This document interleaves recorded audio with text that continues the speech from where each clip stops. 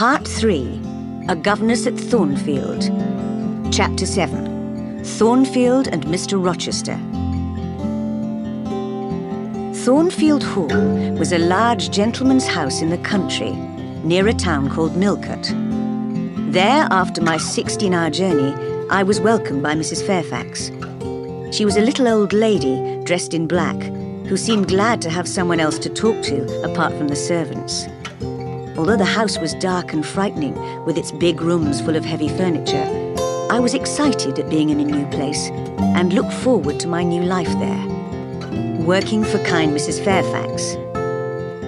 But I was surprised to discover on my first full day at Thornfield that Mrs. Fairfax was not in fact the owner, as I had assumed, but the housekeeper, and that my new master was a Mr. Rochester, who was often away from home.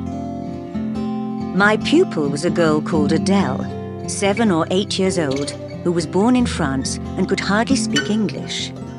Luckily, I had learnt French very well at Lowood and had no difficulty in communicating with young Adele, a pretty, cheerful child. It appeared that Mr. Rochester, who had known Adele and her mother very well, had brought Adele back to England to live with him after her mother had died. I taught her for several hours every day in the library, although it was not easy to make her concentrate on anything for long, as she was clearly not used to the discipline of lessons.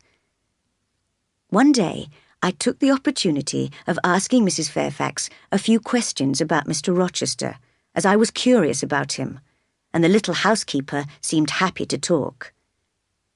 "Is he liked by most people?" was my first question. "Oh, yes. His family have always been respected here. They've owned the land round here for years," she replied. "But do you like him? What is his character like?"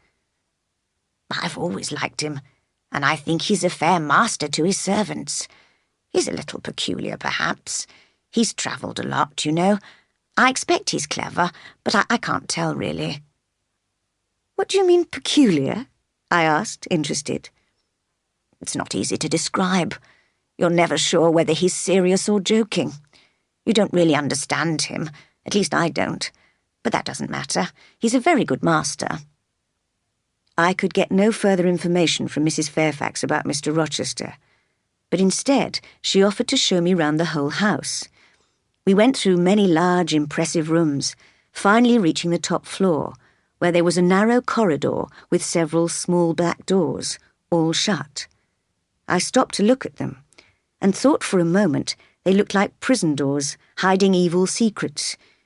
No sooner had I turned away to go downstairs than I heard a strange, ghostly laugh.